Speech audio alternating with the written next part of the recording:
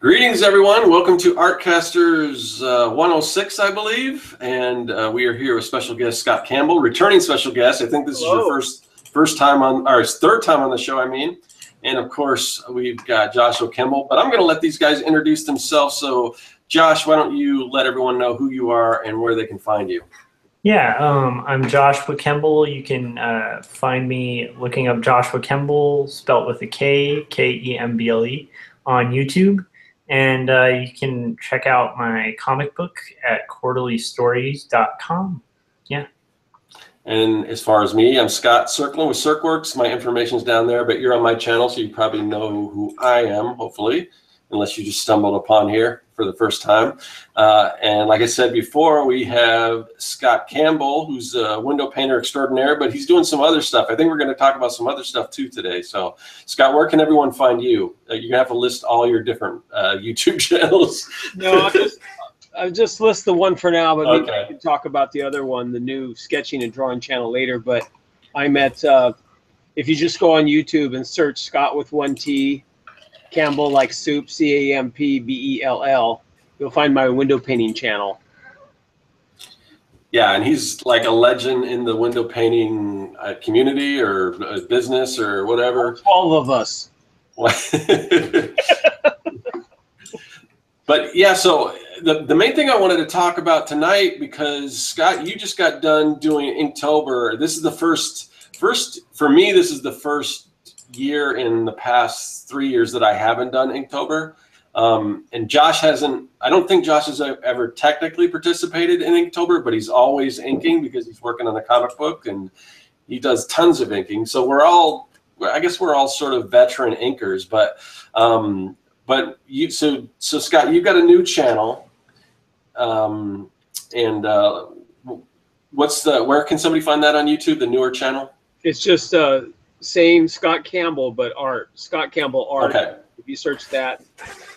And so you did Inktober, though. This is the first time you've done Inktober, right? Yeah. Okay. And what I really dug about what you were doing is it seemed like, you know, a lot of people, like even myself, when I do Inktober, a lot of it kind of falls into the same, you know, the same style, or the, you know, it's the same size sheets of paper, the same, it's very, you know, it kind of falls into a certain mold or whatever, but very uniform, consistent. Yeah. But I noticed when you did it, I mean, you were doing a lot of different experimentations. There was one where you did just pull a huge canvas, and then sometimes you were working, you know, some of your stuff was humorous, some of it was really horrific. And it was all very different. It just seemed so fun because it looked like you were really getting into it and experimenting with different kinds of inking, different brushes, all kinds of things. So I'm just kind of curious if you want to talk about your experience with Inktober. Yeah, I wanted to use different, you know, inking tools. I started with a ballpoint. I used brush pen. I used the dip pen. I used brush and ink. And I just tried a lot of different things. I think my main thing is just to entertain people. I want people to, you know, be entertained. But at the same time, I do understand it is kind of cool when there's uniformity and you feel comfortable coming back to someone's channel. I watched a lady named Melanie Chadwick, and she did the same exact intro, the same format each time. And it was kind of nice. But with me, I do like to mix it up, and I learned so much about inking. And I think the video you were talking about, I took a big piece of butcher paper about 8 feet and I basically, you know, brush inked on it. But I did a lot of kind of humorous stuff too, and some dancing and weird things. And that one got a lot of views. But that's something I'm used to doing, working big like that. But working small was very challenging. And a lot of people are like, wow, you're really good. But at the same time, compared to people that do it all the time, like you guys, you know, I'm sort of just starting again. I'm getting used to it. But having, like, that video and inking took 7 hours to produce. Just that one. But yeah, the average one for me was 2 or 3 hours each day. Yeah, wow. But I learned a lot, and I'm happy to go back to using pencil, though. I'll I'll probably do some more inking, and I actually do want to do a comic book at some point, or a story, like what you talked about, a mini comic or a zine or something. Yeah, I'd love to see that. But I did have a good time coming up with the different themes and stuff. Did you? So you did the official Inktober list that Jake Parker put out, right? I did, and I actually finished 8 days early. I know, I saw that. Well, because I mean, we were trying to get something last week because we didn't broadcast last week because just all of our schedules just weren't lining up, so we just had to put it. But we were planning on having you on last week, and we were gonna. And at first, I was like, well, I want to talk about Inktober, but Inktober won't be over with. But then you wrapped it up, so I was like, oh, well, we could do it anyway because you wrapped up early. So now it's like ancient history to you. Yeah, a lot of people are like, "What? You're done?" Like, I hate it. And a lot of people like, they complain, and the ones that complain, that I think it's totally valid if you want to complain if you're making videos, but if you're just doing a drawing and put it on Instagram, you have nothing to complain. Oh yeah. I mean, some people are doing these little drawings that take them probably 10 minutes, and they're like, "Oh God, I don't know if I can do it today. I don't know if I can finish. This is rough." And I wanted to tell him, I just did a video that took 7 hours. Yeah. Just one. Well, yeah, and even I didn't. I think last year I filmed a lot of it, but I didn't actually produce the video. I just kind of, I think I probably eventually posted most of them, but like I've got a few left from last year, and I'll just take those old videos if I need to do a video, and I'll take that and I'll just create new audio for it and just talk over it. But yeah. So I filmed most of them, but I didn't put a video out ever. I just posted on Instagram for the most part. But that's crazy insane, the fact that you did that. That's a lot of work. Well, one of the reasons I did it, I wanted to get my new channel jump started. Yeah. Because to tell you the truth, I probably won't do it again next year. Yeah, I don't think you need to. I mean, you've done it and you've proven to yourself, and that's why I didn't feel really bad that I didn't do it this year. But I just know. I mean, I would have been so stressed out because I mean, even without doing that, and this is the first year that I really just took a break from Halloween altogether. Usually we do like a big haunted house type yard haunt thing. We took a break from that this year. Took a break from Inktober, but it still seemed like I had tons of stuff, But it was kind of mellow. All I basically did was I dressed up and passed out, Halloween candy to trick-or-treaters.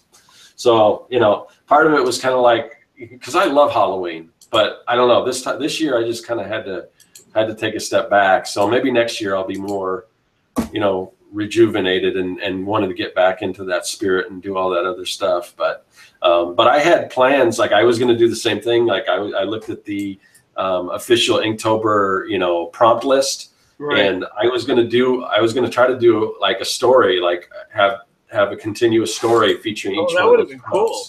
Yeah. So, but again, that would have taken hours. I really wanted to do it because I wanted to have something instead of just a bunch of different sketches. I wanted to have a story at the end, and I had it kind of planned in my head, and I had the idea for the story, but I just kind of had to say, whoa, I just can't do it this year. So, but and that's the thing, like you were saying before, and I don't want to put anyone on the spot or ridicule anyone, but yeah, sometimes it is kind of funny, the people that, like, I was watching a video of somebody saying that they did 5 days and like, I don't know if I can do another day. And it's like, I know. And then I did do a little bit of not a rant, but just, because I have a Patreon account now. And so what I did was, it's fun to make videos on there or blog on there because, it's only, right. It's like 8 or 10 people because, I'm just starting. So I feel like, I probably won't offend anybody, but I wrote on there, I paint window splashes. It's my job. And then I'm working on an ebook, a new ebook that has to be out like right away because it's a Christmas sketchbook reference book for window painters. I'm doing that. Plus I'm doing Inktober. Plus I'm managing 3 channels. I answer every question anybody has. And I'm, plus I'm sending out stuff to my patrons, people that do the $10 tier. I give them all my ebooks for free. They get all the videos, and then on top of that, I send them a sketch every 3 months, an original sketch, as long as they keep doing it. So, you know, again, all these new people, I'm trying to send this and do this, and I finally just said, I'm just going to do Inktober, and I just devoted myself to that. But then I got to the point where I've got to finish this. And then this is crazy. I got an email from China. I heard you talking about that. It's crazy. They wanted me to go to China to paint a mall. Have you heard anything back? It was stressful, and I thought, I kind of don't want to go. You know, it's like period, and it's at my busiest time. So I gave him some astronomical quote. I mean, it was, you know, if they had said yes, I would have went. I told them 1,100 a day. Yeah. So I mean, if they had said yes, I probably would have figured out something. But because the day they wanted me there, I had a job in Seattle to do too for like a Christmas painting some murals and stuff. And then it was so funny. That guy just called today and said, "Oh, they canceled." So, so now I feel better. All I got to do now is work on my my little Christmas book. And the Christmas book, I would have just let it go till next year. But my Patreon people, my patrons, you know, I want to make sure that they get this book. I'm most concerned about them, even though I don't have a lot of people. You know, I mean, that's crazy. People, you know, giving you money like that. It's far out. Yeah, that's something Josh was talking about, and I'm looking at it maybe for next year, maybe starting up a Patreon. So, yeah, that's something that I think it's something I definitely got to do. So, yeah, I donate to I don't donate to a lot of people, but I do a dollar donation for Kevin Cross each month. Yeah. And I think it's important because there's other people I wanted to give a dollar to also. I'm not really committed to doing $5 for some people, but $1 is like really, you know. Yeah. And it's kind of cool seeing Kevin Cross's little posts and his, you know, stuff that other people don't see. You know, you get to see, you know, him working on different things and stuff. So it's kind of fun. Yeah, I give, I think, 5 to Kevin and 5 to Jeff Lafferty, and that's, you know, I really want to do more, but I think what I might, and I'm just curious, I don't want to get into a big Patreon thing because I know we're talking about inking, but I know in like the YouTube space, sub for sub is like a bad thing, and I don't like sub for sub, but I mean, I would be, you know, I was thinking, you know, if friends of mine that have Patreons, I was thinking, well, give me $1, I'll give you $1, because it looks better if you got something, you know, even if you're not making anything, and that's not the entire goal. But any one of my friends that have, I would just kind of match it if they have Patreons. That way it looks a little better. And then I think if you look at somebody's Patreon, it looks like it's, you know, there's some value there, there's people there and everything, then it kind of helps out, you know. And then yeah, my daughter gives me $1, and then my wife gives me 5. Yeah. So that helps. I mean, because at first it was like I got 1 and then I didn't get any. So now it's up to 10, which is, you know, that's cool. Yeah. You know, so I'm not all freaked out now. Because at first I was like, all these people that write on YouTube, they're like, "Oh, you're so great. I mean, how can I support you? You're so wonderful. You're so incredible. I've learned so much from you." So I start a Patreon account, and everybody's like really quiet. Yeah, that's always the way it is. It has to do with that monthly thing, I think. Yeah. And the ones that I have gotten, they're mostly the $10 ones, which is the highest. Yeah. You know, offer the reward tier, and it's like, so I'm really dedicated to them to make sure they're happy. But the people that did that, I don't even know them, which is, it's funny. And then the people I'm all buddy with, they're like, they're not donating or they're not getting on board. It's really strange to me. Yeah. Well, it's a matter of value. The more value you put out there, because like there's like YouTubers that I watch that give me tons of advice and everything, and then they'll do like a super chat where they're doing a video where you can donate, and I do that because, you know, anytime, and you're putting out so much value, and I think that's the reason why you've sold so many of your books on window painting and everything, because you're really helping people out. I mean, you're showing them the craft and everything. So I think, you know, it stands to reason that those people would want to give back, you know. Yeah. Anyway, about inking, I did learn a lot, and I went and bought a bunch of pens and tried different things, and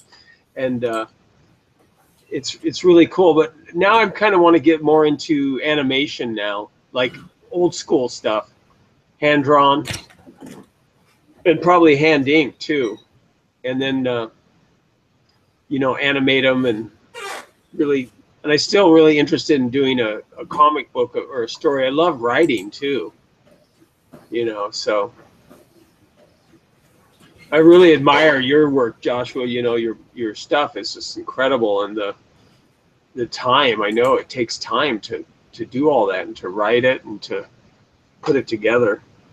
Huh. Well, I think I don't think it's anything you couldn't do, because it's like I mean, like the amount of time you invest in like sculpture and in like the Inktober and in your window painting itself, like you know, I think once you find a story you like really want to commit to, I think you're going to be knocking it out of the park, honestly.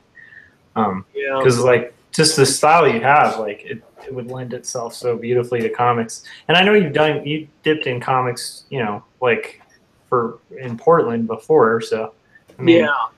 I think once you get a flow and kind of like a routine, at least for me, that's what helped, was like just finding like a section at a time and then just finding a flow, like a specific, like for me, I do better with like almost like military structure with stuff. Otherwise I end up just being like, I want to do everything. Yeah. You know? Well, what I found for me is, and because I don't know, like during Inktober, people would talk and say, you know, oh, I don't want to do it today, or I want to go watch TV or something. And my problem is the opposite. Once I start, I do not want to stop. I'm like addicted to creating, and I really, really get addicted, and I get addicted to making the videos. So I'm like the opposite. I'm like, creating for me is like a drug. Yeah. And it's just, my thing is I'll do something for about a month or 6 weeks, and then I jump to something else. Yeah. Like I will, you know, I mean, I paint windows every day, so that's a given, but you know, like doing Inktober, I can just do it, and I don't want to stop. And I start getting really elaborate on the drawings, and they take like 5 hours, and you know, I feel guilty almost because I'm taking so long. So it's the opposite for me. But now I'm really obsessed with animation again. I'm going to get out my animation disc and my table, and I'm going to start doing pencil, you know, hand-drawn, old school pencil tests and, you know, animation. And so that's how it goes. And then pretty soon I'll work on the van and go nuts, and you know. All right. So I'm just saying, like, I don't, if you're going to do another, like, if there's going to be a fourth, like, animation channel, that might be too much. It might be too much, Scot Campbell. Too many channels. Well, that's kind of the sketching and drawing channel. No, I know. But yeah, I could easily do an animation channel separate and just upload animation. I was just trying to keep the sketching and drawing separate from the window painting because, you know, I was doing sketching and drawing videos on there, but I just think it's better that it's separate because there's really a whole separate, you know, it actually has way more potential. I've noticed on my sketching and drawing channel, I got a lot, and it might be because of Inktober, but I got a lot of subscribers pretty quick. I mean, I got 140 subscribers now. Yeah. My sculpture channel only has 200, and I've had that channel for quite a while. Yeah. Well, it also helps that, you know, you've got the window painting channel, and I mean, and not everyone that is into window painting is going to probably follow you over, but it's got to help a little bit. I'm sure you can migrate some of that audience over. Yeah. Yeah, I can't even conceive of having more than one channel, man. Having one, just for me, it's like, that's too much stuff right now. But, Yeah, but I could see how it makes sense to kind of separate some of that stuff, you know, because there's certain things that might be fun for me to do, but it just wouldn't fit my channel. But I don't want to try to build a whole other channel, you know. It's like hard. Yeah, it really is hard. So what was your, I mean, of all the different techniques and things that you used or tools that you used, I mean, what was your favorite? What would you kind of gravitate towards if you were going to do more inking in the future? Well, I have two styles that I like the most. The one is the cartoony style where I will go in and, you know, I'll just do a blue line, and then I ink it with a brush, a small brush with a bottle of ink. I try the brush pens, and they're good for some things, but I enjoy the brush more. I feel like I have more control with a little brush, and just doing kind of that standard, just outline, you know, no shading. I had a few like that. Like I did one of, it was kind of like a Jack Frost character where it was just, everything was just outline, you know, thick and thin in black. And there was no cross-hatching and no lines. And then, you know, I could take those images into Photoshop, and then I could color them. You know, if I, you know, make sure I trap the black. You know, I'm really new at Photoshop as far as that stuff goes, you know, how to paint in Photoshop. But I know the black lines have to be trapped so the color doesn't leak out, you know, and then you can just drop in colors, and you could do blends too and all that. But so I like that style, and I would probably definitely do a zine in that style, or a kid's book at least, like a children's book. But the other style I like is the stuff like I did for I did one of a tree monster, and you know, grabbing some guy and chasing some people, and then I also did one of alien popping out of the chest burster. And it's kind of a more cross-hatching and, you know, kind of an older comic book style. You know, I love Bernie Wrightson. I mean, yeah. So I mean, he's like, you know, I really admire that. But so I like those two styles the best. The really clean kind of Disney outline. Like if I was doing a coloring book for, you know, Disney or something, Disney characters, it would be like that, you know, it's all clean, and then color it later. And then the cross-hatching, yeah, it's really cool. Yeah, I really want to do more like ink washes and things like that, but like I only did like one Inktober. I don't know if it's technically Inktober drawing, but I just wanted to get one ink drawing in, so I did one like a little Halloween thing, some trick-or-treaters, and I was thinking, oh, you know, this might look really cool if I do some like ink washes, or even go over it with Copic grays or something, which I still might do, but I don't know. It's like just trying to find time. It's like putting out, you know, trying to put out a video every week and stuff. It's like, well, I got to set a time limit, and I've got to do something for that, and the time is so limited. I just wish I had more time to just experiment and play around a little more. So. And not that there's not time, I guess I gotta find the time to do it, you know?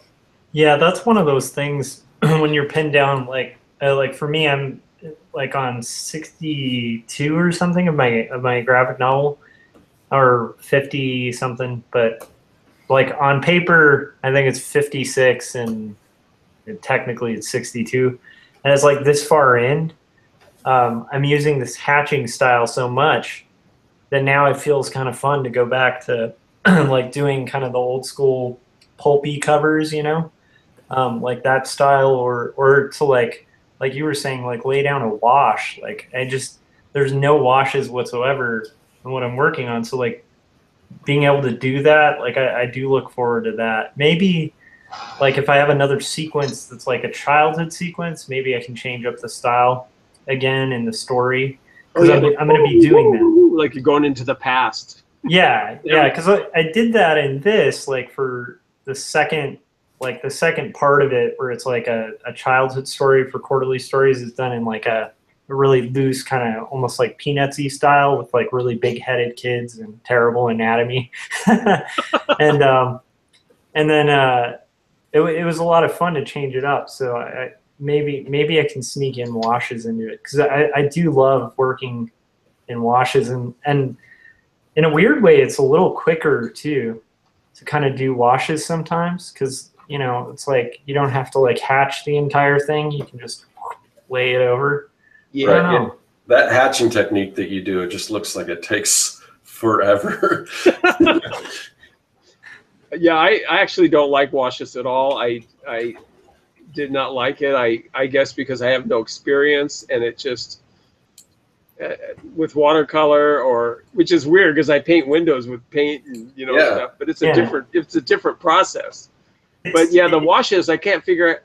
I'm just so, I don't know. I'm so manic sometimes that I don't want to sit and try to mix up the washes and put a drop of ink and put water and so I did one of a dragon. It came out really bad.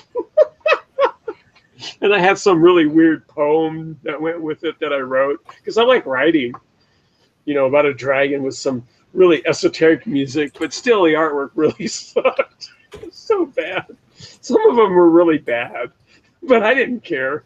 It's like variety, And like you said, it's the entertainment value too. It just like, there was one, I forgot what it was, but you were just cracking yourself up, and it was you know what it was? I forgot what the illustration was, but it was almost like your dad, like, I don't know if this was like a true story, but it was a dad complaining about his son wanting to be an artist or something. Furious. It reminded me of that Suicidal Tendency song about, all I wanted was a Pepsi and you wouldn't give it to me. You're talking about the one where I'm pissed off? Yeah. Yeah. Like, what are you doing? This is insane. Are you insane? Yeah. What's wrong with you? Well, to me, it's all, I mean, I love art and I love the art, but to me, it's the story and it's the theatrics, and it's like trying to entertain people, My saying used to be, my purpose is to entertain people, whether they like it or not. But to me, I guess that's what drove me to with Inktober. It was just fun. It was entertaining. But see, now the amount of time I spent on Inktober, I could have done a children's book. I could have done a small comic zine. So it's really about choices. It's like, I got a lot out of it, but it'd be cool to have an actual thing. I could have a ebook, of a little comic ebook that I could offer to my subscribers or something. So next year I probably definitely, I'll have other stuff going on, and it was hard. I mean, it was really challenging near the end. That's why it went really fast, because at the end I thought, I don't want to keep doing this. So I decided, because it's hard for me to I get really focused on that, and then I would do some drawings for my new Christmas ebook, and then I'd go back to Inktober and back and forth, and sometimes it's easier for me to just focus on the one thing at that time and finish it. Yeah. That's why I did it. I just finished it. So. Yeah, I have that issue too, because I took on a poster project recently, and I usually because we're in similar circumstances. You do window painting, I do the art directing thing, and that's the day job. And then it's I'm doing a lot of different designs and illustrations there. But then when I get home, I usually like to just focus on the one project, whatever it is. And I took on a poster project that I was excited about, but I was talking to Scott before we started recording, other Scott, and about that same thing.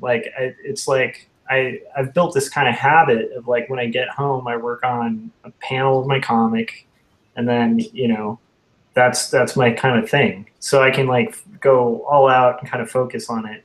But having that split focus, it was really fun, and it kept me kind of sharp and less bored with what I usually do. But at the same time, I can't help but think the time I spent on that, I could be a little further along in my project now. You know?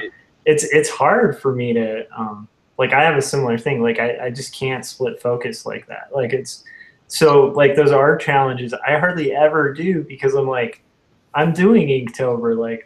like, you know. You are Inktober. Yeah. Well, I'm doing it all, you know, year. So like to spend a month, you know, I don't know. It's like scary. People used to come up to me all the time and go, because, you know, I have my van. I dressed up as a weird clown.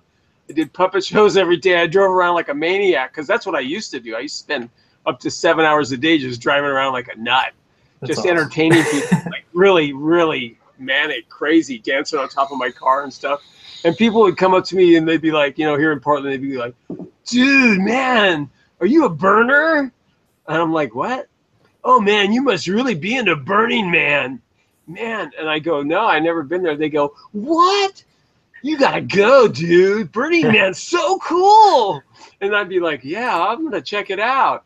And then after they leave, I just want to think, you know, I like to tell them, I am Burning Man. I don't have to pay like $600 or whatever it is and go sit in the desert to prove that I'm an artist. It's like, I am the guy, you know, this is it, you know, the van, the show. And so it's like the same thing. Like, oh, you got to do, you know, you got to do Inktober, Joshua. You got to get into it, man. You got to start inking some more. It's like, you are Inktober. Well, both of you, you know, I mean, it's like, it's what you do. So it's kind of like, it'd be like for me doing window paint-tober. Yeah, yeah. Like, I almost wonder if we should switch it up and do like for Inktober, Scott, maybe other Scott, but maybe you and I can do like Painttober or something crazy that we never do. You know? Yes. Right? Yeah. That would really. I mean, I think that's the whole idea, and I think that's why Jake Parker started Inktober, just to kind of improve his inking skills. So if you're doing whatever you do, though, you'd end up being trapped like Jake Parker. Yeah. He has to do it every year, whether he wants to or not. That's true. I think it's working out pretty good for him. I mean, I'm sure it's beneficial for him, but at the same time, it's kind of fun. Did you follow what he did this year? Yeah, I did. That was really cool. I don't know if you follow him, Josh, but he basically had like this big canvas, and each day of Inktober he followed his own thing that he put out, his own prompts, but he drew a separate character. And in the end, it's just this big, massive thing of all these different characters together. And I'm curious if he filmed it, because I want to see how he did it. Because like he would do some where he would paint like a creature, like a riding creature, like some kind of beast of burden or something like that. Yeah. And then the next time he'd draw a person on it. So I don't know if he had it. I don't know. I'm just curious how much of that he had planned out. Huh. You know, because like a thumbnail or something. Just it looked like he inked it, but then he would put another character over, like, because he'd put a character straddling like this creature. So I'm like, he must have known that was going to be there. So did he leave something out, or did he go in with white out and erase part of that? I'm just curious how he kind of did that. So hopefully he filmed that. He'll do a video on it. That was kind of interesting that he just would add on top of it, because the one would be done, right? He'd have a done thing, and then he'd add something to it. So he must have like whited it out, or like you say, you know, covered it with something, but that was a cool concept though. Yeah, and it's cool to have something, you know, I mean, you can always a lot of people take their sketches and they compile them in like a sketchbook or whatever, but to have sort of like a big poster, I would imagine he would print that and sell it or something like that, but that was kind of cool. It's a pretty rad idea. I think I like it. I just it's like Scott was saying with just like, you know, it's like resources. It's like limited resources of time. So for me, it's just like I don't have the budget to do it, you know, because then it'll detract from the budget I already have for the thing I'm doing. Well, and you're kind of doing it already. Yeah, exactly. Think about it. Yeah, it's interesting because there's always these art challenges, you know, and like there was, what was it, Illustration Friday? Do you guys ever do that? I've heard of it. That was like that was a long time ago, wasn't it? Yeah, it was a long time ago, but I knew a lot of illustrators who do that because they give you a prompt every Friday, and then people would like illustrate some and there's like to a prompt. 30 characters in 30 days. Actually, there's a comment here, Jimmy LG 1025. Hey guys, why don't you start 1 month small comic like Inktober, but on January, February as a New Year's resolution. So basically, I think they're saying create a comic book challenge. And I know there are a few. There's the 24-hour comic challenge. I don't know if there's a is there a mini comic challenge or something?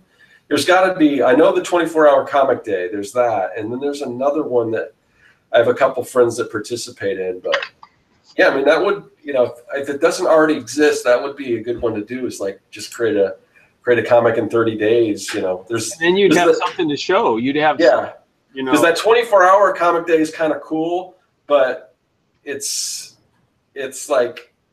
First of all, it's kind of insane, and it's kind of a cool exercise. But at the end, I mean, it's just because I think you're supposed to do a page for each hour, and it's just so. I mean, in the end, you're probably not going to be too proud, other than the fact that you completed the challenge. I mean, because you're working so fast. But maybe if you took 30 days to just create like a something more finished. Yeah, so it'd be like a semi 24-hour comic, but with a reasonable amount of time where it wouldn't totally suck. I'd be surprised if something like that doesn't exist already, but because I know there's some other comic book challenges, but yeah, that would be cool. So when you did the 100 days of comics, do you have a allotted amount of time or amount of work that you have to do to? No. It's basically, that challenge is basically, well, there's a certain time you have to, I mean, it's flexible like anything else, but the way Kevin structured it was Kevin Cross, who created, if anyone doesn't know, created the 100 Days of Making Comics Challenge. So, I mean, you can make it where you have to, at the end of that, and some people have done that, where they actually complete a comic at the end of that 100 days. But the idea behind that is just to get a little more work done on your comics. So you just have to spend at least 30 minutes a day, every day or more. So that's kind of how that challenge works. So we've done that, but I mean, a challenge where you actually complete a comic, in 30 days. I mean, that, that's not a bad idea. Yeah, maybe we can hit something like that up next year. The only, like, once again, the only issue is, like, when you're making that 30-day comic, where does that set your main comic? Yeah, because I don't. Yeah, I'm working. Okay, yeah. I'm working. Yeah. I'm working already. It would definitely. I mean, but I don't know. I mean, even if I was to do a page, I don't know if I could do a page a day with a full-time job and make YouTube videos and do all that stuff. I just don't. I don't know. I don't know if I could fit that in. Could you do a panel a day? We could just do a panel a day challenge. Because I mean, I kind of do that now, but not a full finished panel. Usually it's like I'll pencil one day. But what about like just show what you do every day? You already have it. But what about a challenge where you have to have like a completed panel every single day? They're telling us to stop talking and do some art. I'm actually working on something, but it's not inking. But I just haven't flipped my thing over. But it's ironic we're all talking about inking and none of us are. I'm so glad I'm back doing pencil again, because for my book it's just pencil, because it's a sketchbook. And so, like right now, I did this here. I don't know if you can see it, the little bird. Oh yeah. Yeah, I'm just doing Christmas and trying to fill it up with Christmas images and winter images. But it's nice because this is done now. I mean, well, the head's done, so put a body on it and I'll have another character. So what's the purpose of the book? Is it a story? It's people that like my style, because I mean, you can go on Google and type in anything and find any picture you want, but there's people that really like my style of window painting and like my characters.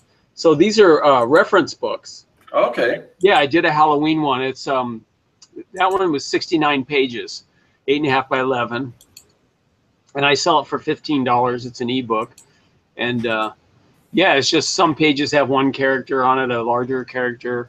Some pages might have like 6 witches or their faces, and then I have bats. I have Frankenstein. you know, ghosts, jack-o'-lanterns. And so it's just a reference book that people can use to copy. I don't care if they copy it, you know, they can, when they do their windows, because a lot of the people that are window painters, there's a fair amount of them that aren't really, how should I put it? They're not really super good illustrators, in other words. You know, they're more just, some of them are just people that have done face painting or, you know, are just starting. And so they like my characters and they can use it as a guide. And it's so fun. People send me pictures like from, you know, Australia or, you know, Greece or whatever. And it'll be my standard tree character going, you know, with the standard owl and the, you know, it's like they copy my stuff. It's really flattering and it's fun too. So, you know, that's style is all over the world now. My style, the way I draw and stuff. So, but that's what it's for. It's basically just a sketchbook, a reference book.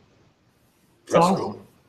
So is it, do you show like step by step or do you just show different images? No, I don't do a step by step. I just say this is it. And, you know, I might get into doing more drawing books. That's kind of what I want to do with the channel, is make it, the sketching and drawing channel, make it more about drawing and sketching, but do step by step stuff. Yeah, you know, I want to do that with my channel too. Because I thought before, oh man, there's so many people out there like that Prokopenko guy and Jazza, and I mean, these people, like, you know, they're like light years ahead of me as far as, you know, drawing and skill, especially that Proko guy. Yeah, he's amazing. It's mind blowing.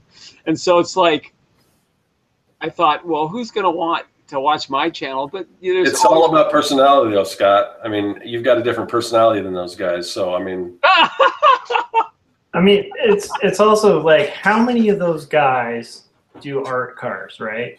On the side, and also are professional window painters. Like, you've got your own slant, like every you know, yeah. So, yeah, I guess that's true if you look at it that way. I mean, the only thing I think I can really say that I'm good at is really good at, and I really believe I'm good at, is window painting. Because when I'm working large, it's just what I do, and it's just like you guys. You know, you're better at what you do than me because I haven't done what you've done. And it's the same thing probably with those guys. Like if they had to paint a window, it would be challenging to them because it's a different medium. But still, I think they would be pretty good at it once they learned the medium, because like that Proko guy just, you know, and he's kind of funny. He's kind of strange, but I do like his instructions and stuff. And I like Jazza a lot, and I like his stuff. But at the same time, sometimes I don't care for his the outlining. You know, the way he, I mean, again, he can run circles around me as far as that style that he does. But I like the more thick and thin, or go with the cross hatching, or go with, you know, that style. Mm-hmm. But his line quality, to me, a lot of it's just like that animation he has at the front of his thing, you know, and I shouldn't be nitpicking it because, like I said, he's so much better than me in that respect. But at the same time, what I do is I try to be really honest, and I look at different people's work, and, you know, I don't judge them by their work. In other words, like, to be honest with you, I look at people and I do say, if I see a channel, I go, oh, they're doing that. Am I better than them at that? Or where do I stand in relationship to that, what they're doing, that technique? Yeah. When it comes to window painting, there's maybe one guy that I think is better than me on the planet. I mean, I'm just being honest. Because for one, not a lot of people do window painting. And not a lot of people have done it for 41 years and painted 70,000 windows. So I can say I'm good at it, you know, and I believe I am, and I can be honest about it. But also I can also see someone else's channel like you guys and go, okay, these guys are better than me at this. They have more time in, they're better illustrators, they're more familiar with the materials, and you guys, you know, for me, it's challenging to do what you do because I don't have my time in. Or I can look at Jeff Lafferty and his paintings and his, you know, renderings and stuff. Or Kevin Cross, he did that thing of what was it? Is it the $6 Million Man or something? I think Lee Majors or somebody. He did like 6 different. Yeah, different styles. Oh no, yeah. Yeah. Okay, so I look at that and I go, okay, yeah. He's a 10. I'm a 2. You know, it's like in that area. And that's how I get better too. Yeah. Because I looked at that one he did where the monkey's fallen from the building in the perspective, or the stuff like that you guys do too, with all the angles and all the buildings in the background, like in your comic book, Scott, in the beginning where there's the street and the cars and the buildings and the perspective, and it's like I look at that and go, you know, I can't do that. Yeah, I hate doing that stuff, but I always have to throw a little bit in each issue just to show that I can do it. But I don't like doing perspective. But yeah, but you got, I mean. But you know what I mean? It's like to be honest with you, that's kind of how I surf the net or whatever and look at different people and different artists. And, you know, it's like on Inktober, it doesn't stop me from, you know, friending someone or making comments because their stuff is really poorly done. You know, they're still a person and they're learning and whatever. But at the same time, I try to be honest, like the level I'm at in different areas. And yeah. Yeah, I think that's inevitable, right? You know, because you're gonna, like, at least for me, like, you know, ever since I think art school especially, it's like you get in this classroom full of people who just blow your mind, you know, like like, you know, and like the guest we had last week, like he's done like, it's a classmate of mine, and he did like, you know, costume art for like, you look at his IMDb page and it's like 50 or 60 different like major motion pictures, you know. Oh, and it's like, you know, this is a guy I know, and it's like, you know, in that class that I had with that guy and with people who were even better than him and like way better than me, like you constantly always, like when you're hanging your stuff for critique, just want it to be the best, you know, at least once. Like you want to just get yours to be the one that you can objectively stand back and be like, yeah, I blew this assignment away, you know. Like right. I think there is a little bit of competitiveness in art, but like healthy competition, you know, because like it's also really cool. And it's always been really cool for me to see like everyone that I went to school with, like the people who like whenever they get a big win, it's like, it's great. I'm proud of them, you know, and it's cool to see like them advance and get better. And it just makes me want to up my game more, you know. I think we've talked about this, but it's like one of the reasons I love doing Artcasters is like Scott, you're a super good artist, so like that keeps me on my toes to keep my game up, you know. And it's good too for like holding me accountable, because it's like it's been a long time since I've done YouTube, and both of you guys are continually doing YouTube, and it makes me realize that I need to get back on the horse. It's just so hard. It's crazy hard to do all that editing on top of the art. It's tough. Yeah. It's crazy when you were doing it, how much you were doing it, you know, every day. And then, I know. So if you could just find maybe a middle ground somewhere, you know. I know what it is. It's just, it's sincerely one of those things. Like I've had slumps like this with art too, where it's like, if it's part of why like the 100 Days of Making Comics is such a great challenge, right? For people starting, because it's like a lot of it's just doing it every day, and then it just becomes habit. But the second you have a day away, it's like really easy for that day to become a month to become a year, you know? And so it's like, I know that's gotta be the fix to it, but like I said, I like being in a room full of people who are like more productive than me, who are more successful than me. Like to me, that's the best environment, because it really makes you want to get good. You know, like I honestly like when I watch Scot Campbell, your videos, like it makes me really want to window paint. Like there's a part of me that's like, I want to try that. That looks, I mean, it looks hard. It looks very difficult.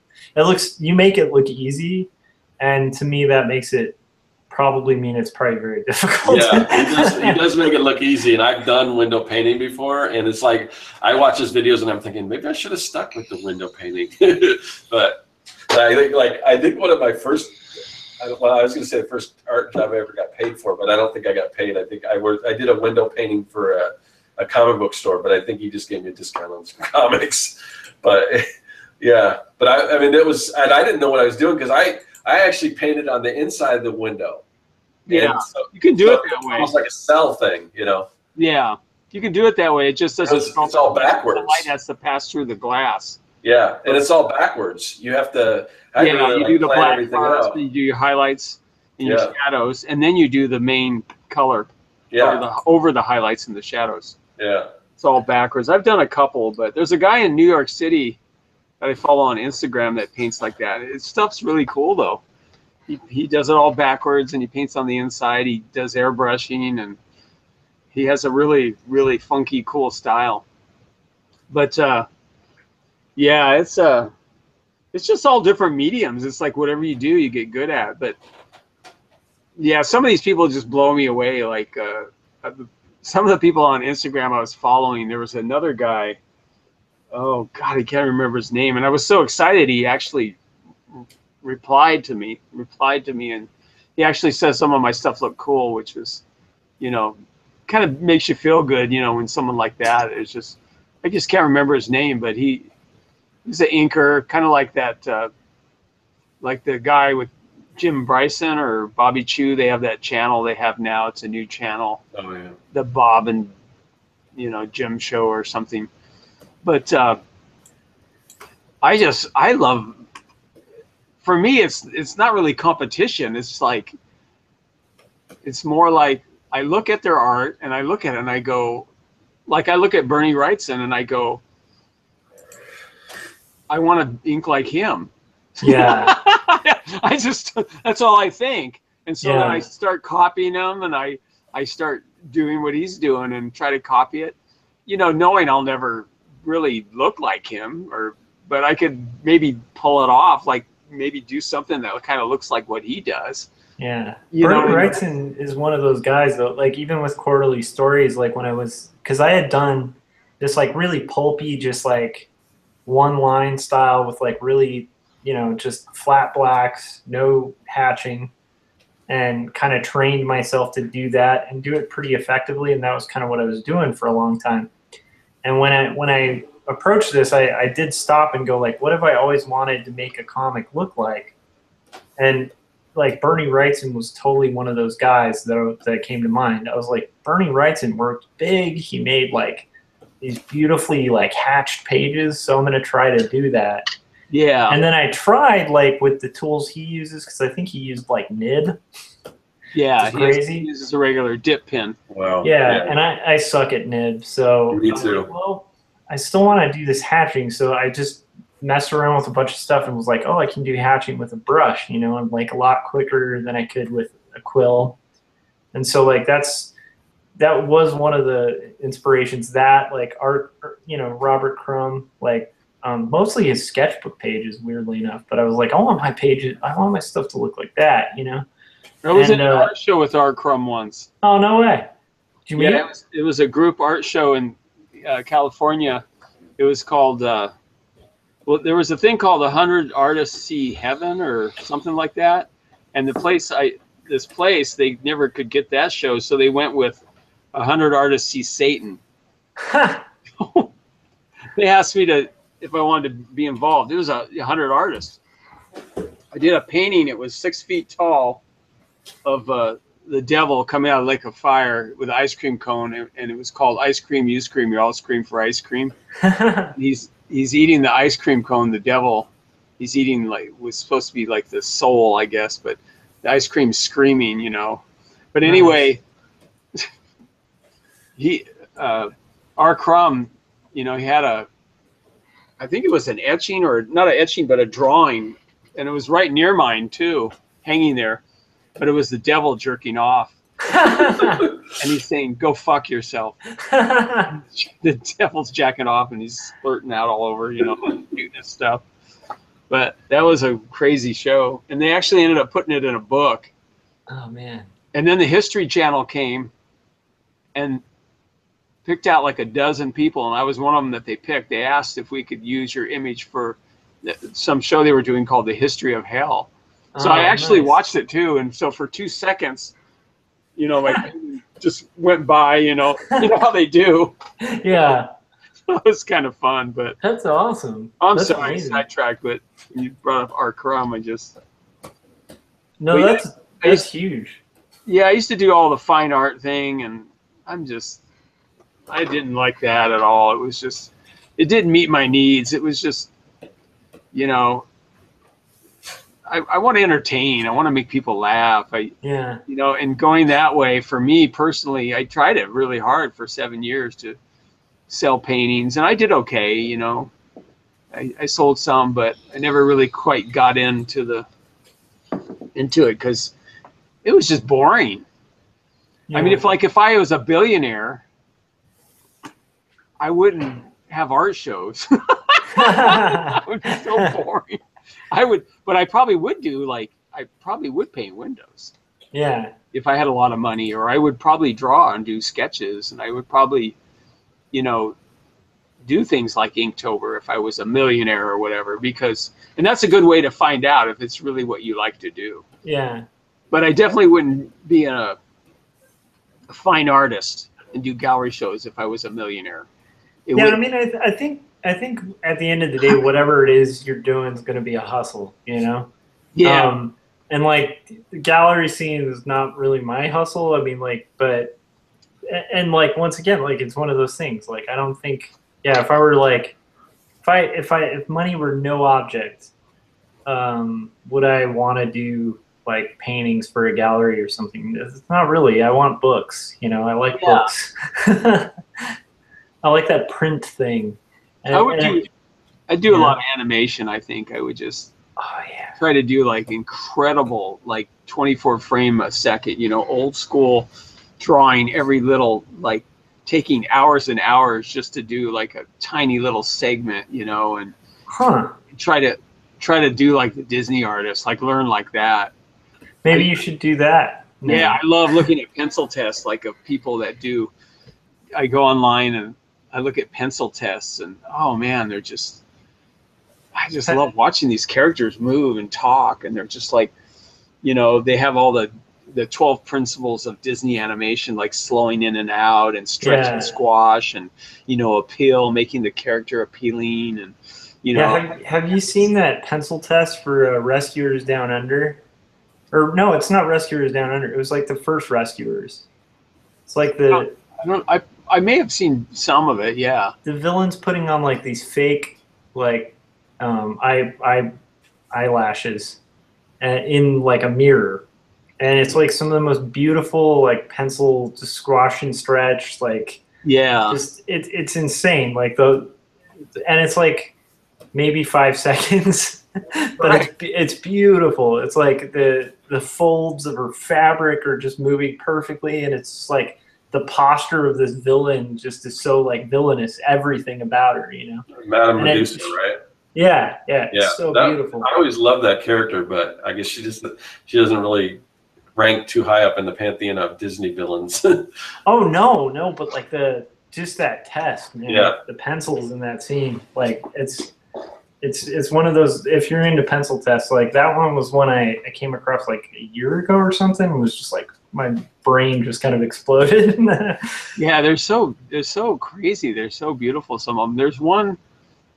The Animation's Guide to something. It's a bunch of characters walking. It shows they're like walking. Like it starts with a duck and he's walking, and then a rabbit comes and starts walking, and then this really sexy lady with big boobs, she's walking, and they're walking next to each other and kind of overlapping, and it's like mind blowing. It's like they're, you know, cycling this stuff. But I do have one animation I'm really proud of. It's a cycle, and I added some sound to it, but it's a guy, like a construction worker, and he's pulling a rope like this. He's like going,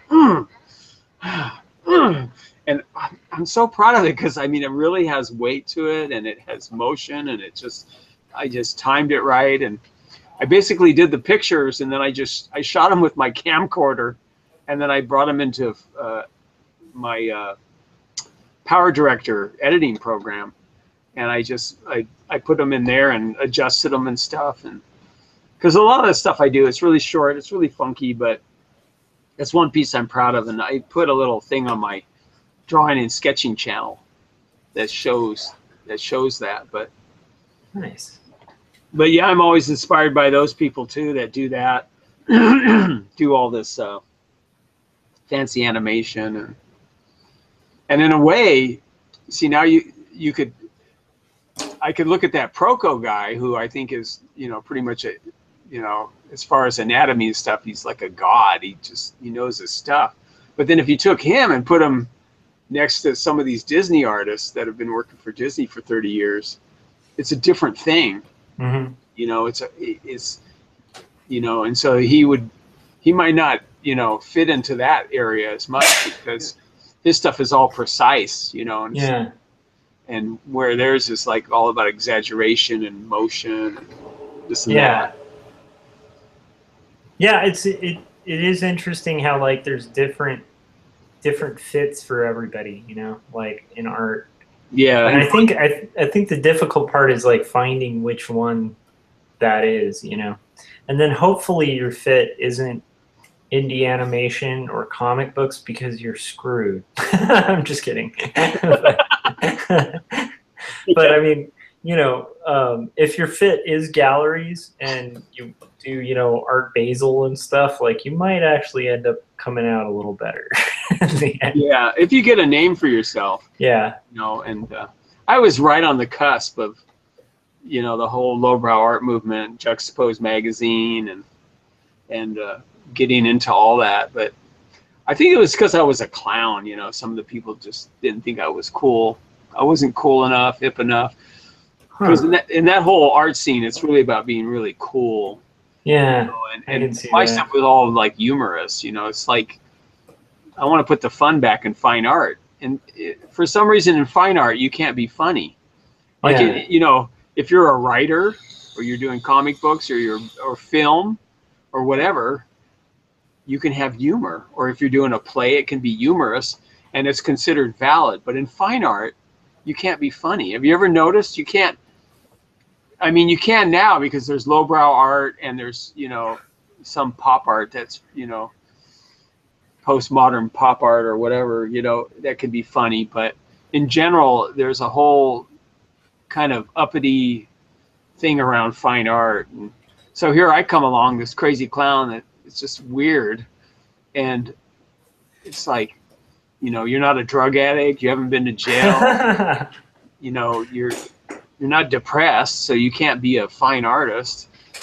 And I think that was part of it with me. Yeah. And it was competitive, in that respect. It's a weird gig. I mean, I have two friends who do like the gallery circuit who initially were illustrators, Mm-hmm. And it seems like, I think on the face of it, it sounds good because it's like they'll sell paintings and they'll sell paintings for like $40,000 for like one painting. Wow. And it's like, that sounds amazing. But then if you think about, you have to do a whole body of work to get that one painting to sell. And then they only get 20,000. And exactly, they only get 20,000, so it's $20,000 a year. Yeah. When you put it in that perspective, it's like that's a pretty crappy wage, like for a year. Yeah. So yeah. Now, if you like make that roll and like you can sell, 50 paintings like that, then, or however many paintings you need to sell, like that's kind of good. But yeah, but there's I think there's a very small pinhole size that people have to like push their way through. Oh yeah, exactly. Yeah. And I think there's a lot of kissing ass to get up there too. Like, that I think is a little less, like the nice thing about commercial art to me is it's kind of on its face. It's like it's a transaction, usually you're told what the person wants, you deliver it and you get paid. Like, it just depends on your temperament and what you like. And yeah, like me, I'm I consider myself a fine artist, even though I paint windows. Oh Because yeah. nobody tells me what to paint ever, hardly ever. They just, you know, and sometimes I'll just do lettering and stuff. But like the other day, I did this place was having a liquidation sale. It was freaking huge. I mean, it was like 60 feet, 70 feet wide by about 8 to 10 feet tall. And the guy's, you know, he wants all this stuff written, and it's like, that's fine. So I'll make a video out of it. So it makes it fun for me to make a video where I'm going to show people stuff. So that's kind of the creative part of it for me. But then I'm done in 6.5 hours, and it's $600. So, and I used a half a gallon of house paint. So that is a factor too. Because then I can spend the rest of the time doing Inktober. So I was gonna say, speaking of inking, going back to inking, I wanted to kind of find out, like, Josh, I don't know if I ever asked you this, but what, now I know you use a brush. I was curious what kind of brush you use, what kind of inks you prefer, and maybe we'll talk about tools for a little bit. All right, so this is my main favorite tool. When I discovered it, I was like stoked. It's just a Pentel Pocket brush pen. And when I first found those too. Yeah, when I first found these, they used to only sell them at like Japanese markets, and now you can get them at like Michael's. I mean, like they're everywhere. But they're like a really good brush pen. I just buy the refills in bulk on Amazon, so I can just toss the old ink. Mm-hmm. And I should probably get some kind of like syringe thing to refill it, but I'm lazy. And I like the cartridges, and they dry fast, which is a big thing because I do a lot of hatch work with it. So that's one of my main ones. And then I use Pigma liners, generally a .005, a 0.01, a 0.3, a 0.5, and a 0.8. Those are like, and I usually have I'll get like 2 of each in order to kind of make sure, not to, burn out. Like basically if I break a tip or something, I can just replace it instantly. And they're really cheap, which is something I like. And then outside of that, I just use circle templates, and I have this rolling ruler, which is a, actually I should grab it. Let's see.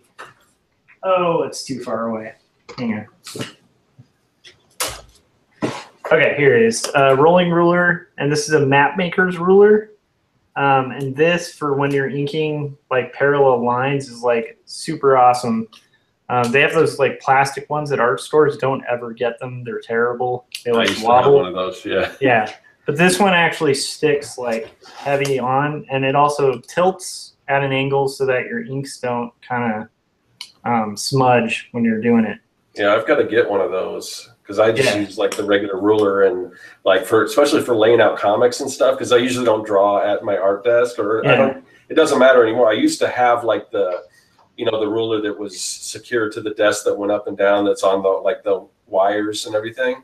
But I don't have that anymore. But I got to get one of those map rulers. But yeah, I used to use the pocket brush, but I found sometimes it's sometimes when I first start using it, it puts out a little too much ink, and sometimes it just seems inconsistent to me. But I used to really like it, and then I started using a Kuretake brush pen, and then also I've got a Zebra Fude brush pen that I use. But I still kind of prefer just a regular brush with a real fine point. But for expediency, I like using the brush pens, and I use I'll use kind of whatever ink. Sometimes I kind of switch back and forth, but I use this is kind of my favorite, this Deleter Black number 5.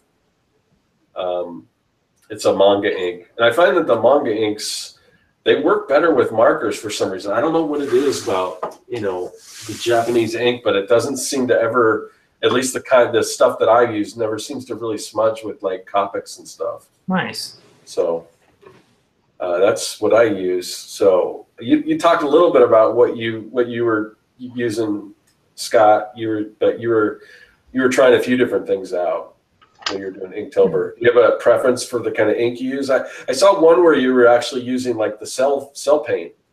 Yeah, that was on that big thing. I just figured it'd be. It's basically the same. I thin it down to ink consistency, and they actually stopped selling black cell vinyl, which is kind of a drag. So I've got to come up with an alternative for that. I think I have some, but as far as pens, you know, I tried a lot of different ones, and I'm still trying to figure them out. You know, like but I do like the pocket brush. I have that too, and the Pentel pocket brush is really nice. It doesn't work. You pretty much, for me, I have to use it on plate Bristol though, because if I use it on anything else, it doesn't really cover that well. Oh yeah. Yeah. So, but if I use it on plate Bristol, you know, it's really smooth, you know, and it's pretty nice. But other than that, I like what are they called? Micron. I like the Micron ones, and not really sure about sizes and stuff. And I really like using the dip pens. I ordered one. It's a Zebra dip pen. It's a G or something. It's a comic book. A G pen? Yeah, I guess that's what it's called. But it's a regular nib. It's a dip pen, and I like that. And so I don't know. I'm just trying to remember, you know, and learn. And I was never really as experienced as you guys are ever at any time. So this is still kind of new to me. Like people are like going, wow, your stuff's so cool. But, you know, it was, you know, challenging to do it, to ink like that. Because when I was young, we used repeatiographs. Yeah. Yep. I mean, that was in the 70s. And, you know, I used repeatiographs, and I didn't really use dip pens or brushes but I think my favorite thing is just really a brush for if I'm, like I said, if I'm doing the outlining. Like if I took this guy here, I mean, he's all kind of shaded in now, but like this guy, if I was just outlining the beak and all the main areas and not cross-hatching, I would just use a brush. You know, it just feels, I feel like I have more control, definitely as far as the amount of, you know, ink too that's going down. But then the brush pen's cool too for like other things kind of that aren't, like I don't like the brush pen for pulling really long lines. Like if I'm, you know, if I'm gonna, like if I got a character with a really long leg or something, I don't like using the brush pen as much as, I mean, I like the brush pen almost more for kind of like a cross-hatching effect or something, or, you know, going like this really quick with little short lines. But for longer lines and cleaner kind of Disney-esque lines, a regular brush works better. And then for cross-hatching, I like using the dip pen, but I also sometimes like using the Micron pens. Work really good for, and these gel pens too. I bought so many kinds of pens, different ones, and I found this works good for the white. This Presto, whatever it is. Yeah. Oh, I've seen those. I saw I don't know if you've seen any of the Jim Lee videos that he does. Yeah. But yeah, he does. I think he uses something similar to that. And I have another. I bought this too. It's like a white gel pen. I use those, the Sinos. Yeah. But it seems to work pretty good. But with this one, it's cool because you can squeeze it. Yeah. And you can really get the ink to, I mean, the white stuff, the white ink or whatever it is to come out. And so what do you guys do before you ink it? Do you use blue pencil or do you use? I use a Prismacolor Colorase, just different colors. Sometimes, like for my comic, I use blue pencil because I don't want it to photograph. But a lot of times when I do sketches, I don't care that the pencil shows through, so I'll just use whatever color. Like for the Inktober, I used like this one here. I don't know if you can see this one here. I used just a orange color erase color pencil. That's cool. And then, and so I don't really care if the pencil shows through on that kind of stuff. So sometimes I'll use blue or brown or whatever. Yeah, I've been using the Cola Race. I started using those. Like I use a blue like this here, light blue, almost like a non-photo. I guess it's non-photo blue. But then I use a darker blue. You know, I go in with that. Yeah. But sometimes I just like to use pencil. Yeah. Really light, and then erase it. Because, but then I saw online you can go into Photoshop, I guess, and you can adjust the image where you can get rid of the blue. Yeah. You can do that with any color really if you want. Like if I wanted to, I could take that one and I can get rid of the orange. Yeah, you can like you do something with the levels. Or, yeah. I saw a video about that, but yeah. So I use mechanical pencil, just like an HB lead, because I like HB. It reminds me of doodling in elementary school. Like I use those too. Yeah, and that's basically what I use on this comic. In the past, like especially when I was doing freelance and doing like pretty much most of what I did for freelance was hand inked.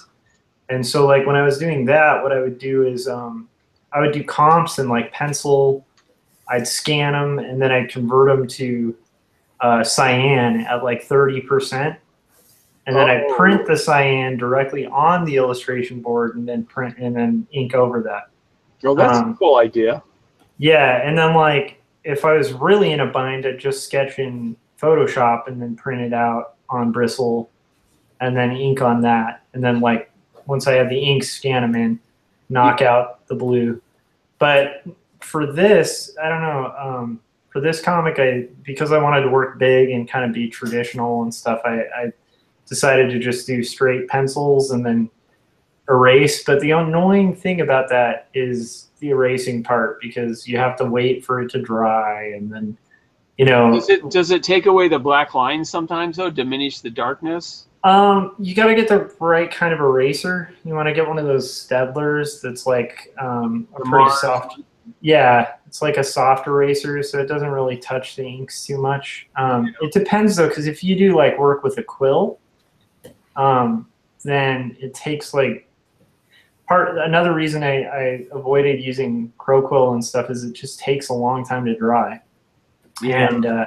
And I'm impatient, so like, you know, I know that like there are times where that, and when I used to use a Series 7 with like Higgins, like I gun it to do the eraser, especially on a deadline, you know. And then you're like, I gotta scan this in, and then it's just like smudge. That sucks. So yeah, like I think it just depends. Like with if you're working on bristle with like the Pentel Pocket brush pen and microns, they dry, you know. So if you leave it for like a half an hour to an hour, it's ready to erase over. The only thing is, regardless, when you're doing your black fills, like to me, it's always good to double them over anyway once you're done erasing. Like go over it again? Yeah, that's something. Yeah, that's something I do with my comics. Is I want to sell my original pages at some point, and I want those blacks to look really good. Yeah. It also saves me time in Photoshop later when I'm cleaning up my inks, because like once I do the levels, it's just like perfect black and perfect white. That's so cool. Yeah, I think if I do a comic zine, I think the first one I'm going to do is actually going to be pencil. I don't know if the drawings for Ripley's Believe It or Not were in pencil or not, but I love that look. Yeah. And I was looking desperately, like, who did the drawings, the Ripley Believe It or Not drawings? I couldn't figure out who did it. When I finally discovered it was him. It was Robert Ripley. I think they've had, I don't know where I heard about this, but I think they've had, I read somewhere they had like a total in the lifetime of Ripley's comics. I think they had a total of like 3 to 4 different artists. Oh, I didn't know that. Yeah, yeah. And like, but it's like, I think I watched a video on the guy who was doing it currently or something like that.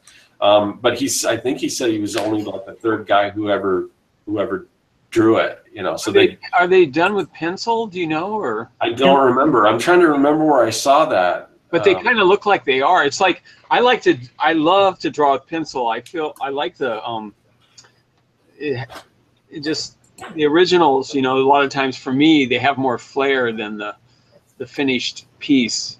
You know, the finished inked piece, and it's like that kind of with animation too. It's like the pencil tests look better sometimes than the finished artwork. But when I did my sketchbook, this Halloween one, I was taking the drawings into Photoshop and tweaking them, but I just love that look of taking a pencil drawing that, you know, a finished pencil drawing pretty much, and then tweaking it in Photoshop so it does look like ink.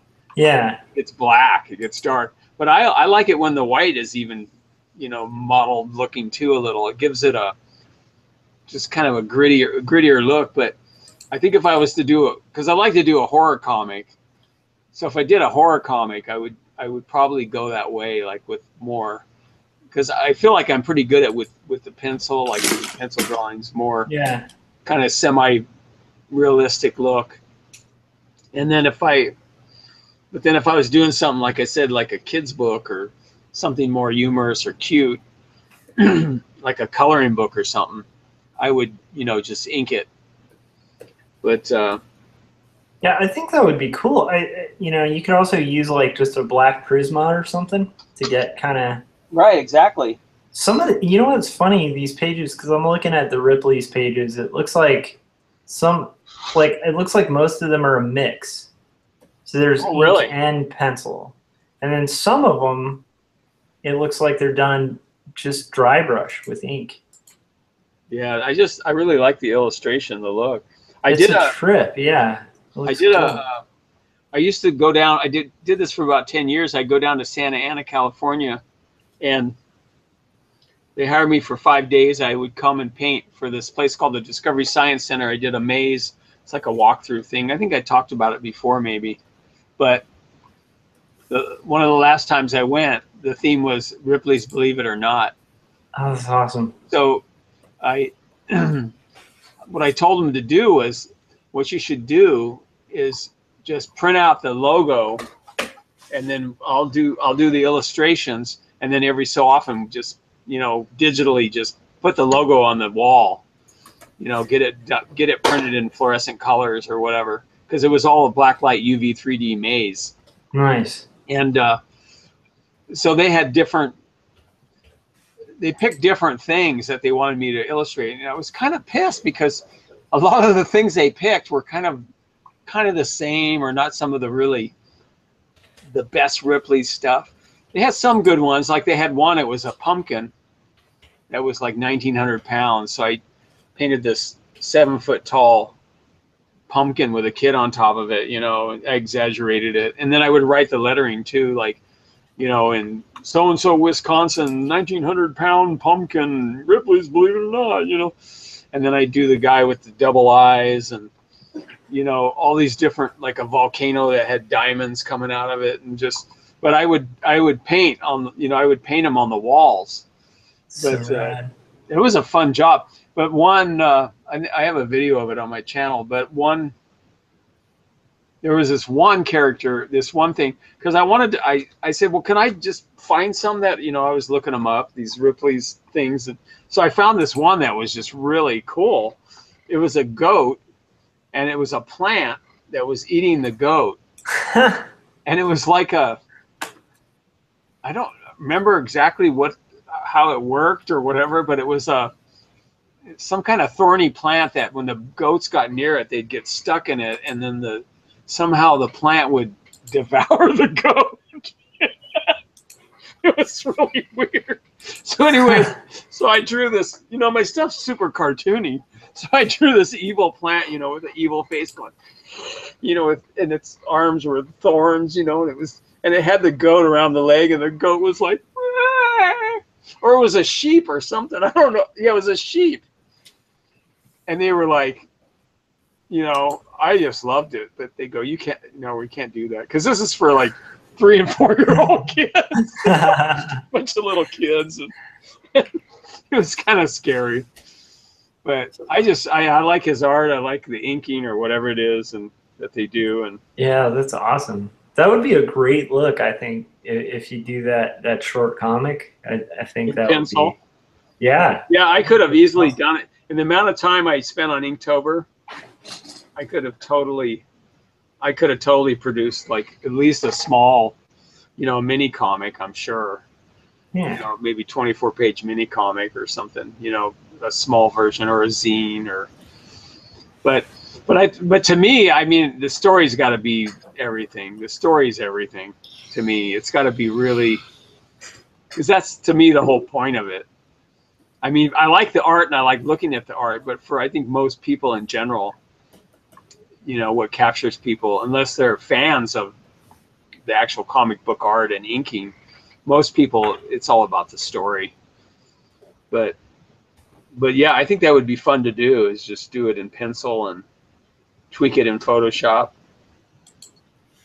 There's a comment from Greg Hall. He was talking about the when we were trying to remember the Ripley's artist. He says John Grazino. I don't know if I'm pronouncing that right, but he says John is only the 7th person to take up pen illustrating the Ripley's daily cartoon since 1918. Wow. So I was a little off on the number of people, but I forgot how far back it went. So yeah. But I guess he's like the current guy right now. So, but yeah, I forgot where I saw that. I think it was probably one of those videos where they go around and talk to people at conventions. So I saw a video and he was talking about how he was doing that. So that's pretty cool. Yeah. Yeah, I watched a movie about Robert L. Ripley. It was funny because he had a partner, and this guy would go to I guess they were in New York or something, but he would go down to the New York Metropolitan Museum or whatever it's called, not museum, but the library, the New York City Library or whatever, the big, huge library. And that guy did all the work. Yeah, there's a lot of those stories. Yeah, he'd find the stories, he'd find the research, and then Robert L. Ripley would go to those areas. And he would talk about that. But it wasn't like Robert L. Ripley would go to Cambodia and discover this stuff on his own by talking to people or anything, because he didn't really learn any languages or customs of other people. He just show up and take photographs of him walking around, I guess, and stuff. But or go to the spot where they were talking about in the library. And this other guy never got any credit, and he didn't care. He just really liked it. He liked researching and stuff. I forget his name, but he was like the kind of the guy behind it, the middle finger of Ripley's. Yeah, he was the guy. That's what figured all this stuff out. I was going to bring up the Bob Kane example. Really weird off-topic question. So, would you guys consider my comic to have mature content? If I had to label it, because I'm trying to do this tapas thing. Yeah, that's a weird question, because it's like I mean I haven't read the whole thing, so I mean I don't know. Some of it, yeah.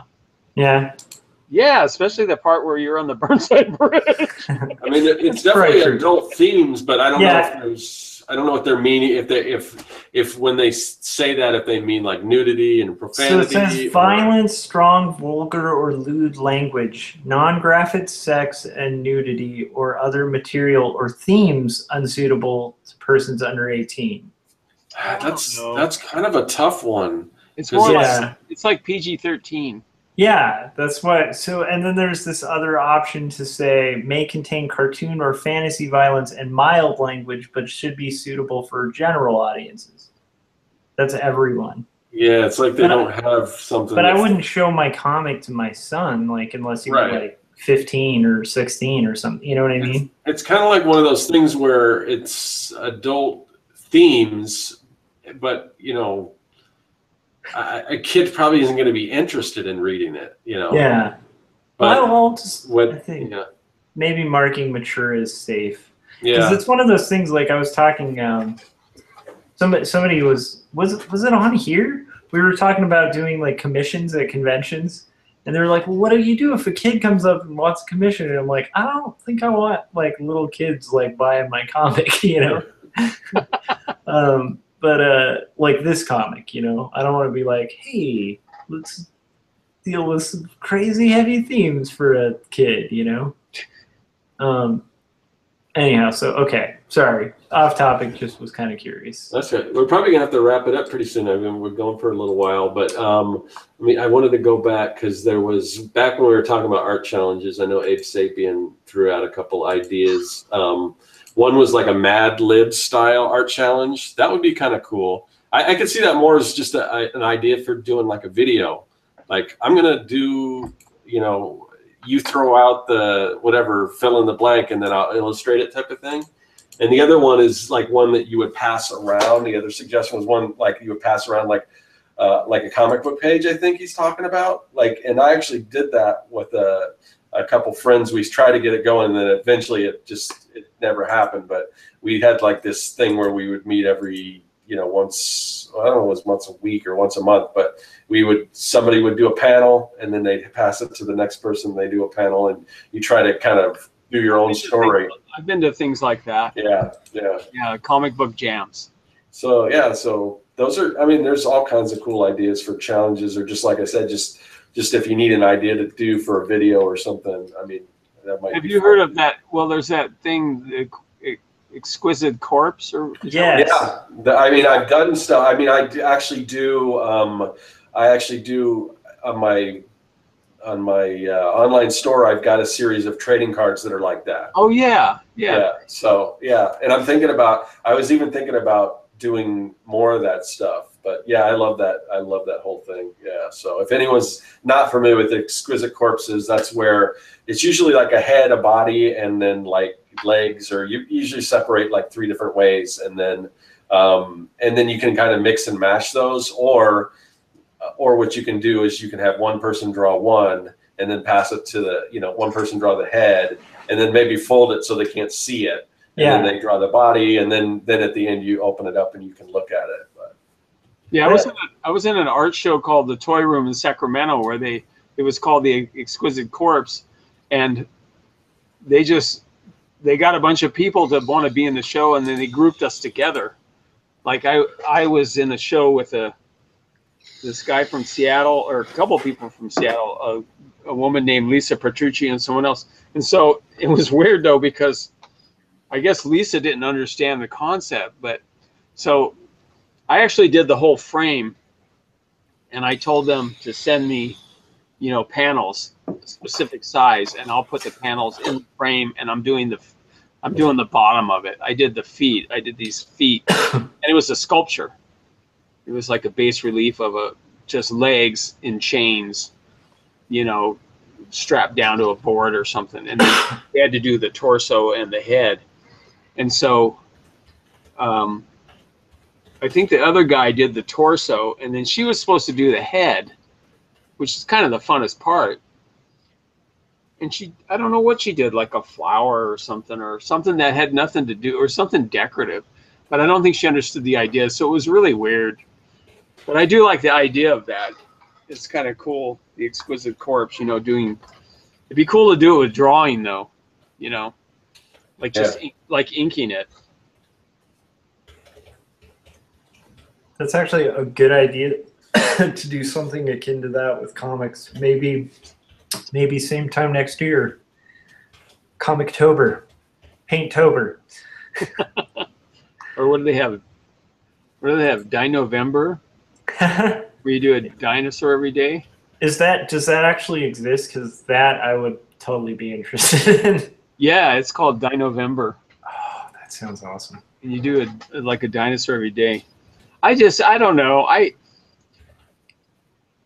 think it was fun, and it was great. It was a challenge and stuff, but I get too confined. Yeah. You know, I want to it's like, okay, I'm done with that. I did a week of that. That's, you know, now I want to do something else. It's like, I don't know how to control it. It's like, you know, my wife makes fun of me because, like, you know, I have like 20 sculptures out in my garage just sitting there. I have one of this bird I did a couple years ago.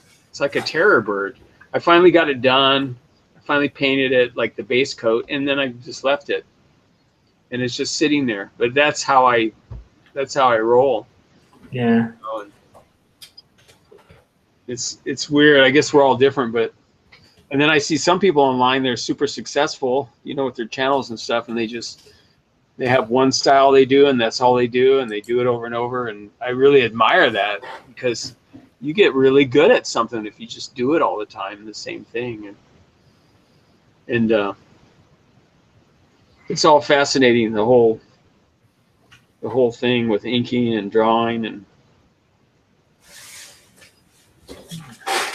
yeah, well, maybe we should wrap it up for tonight. And like, you know, Scott's been on 3 times now, so I'm sure you haven't heard the last of him. We'll probably have him on again when he gets his next YouTube channel up and running.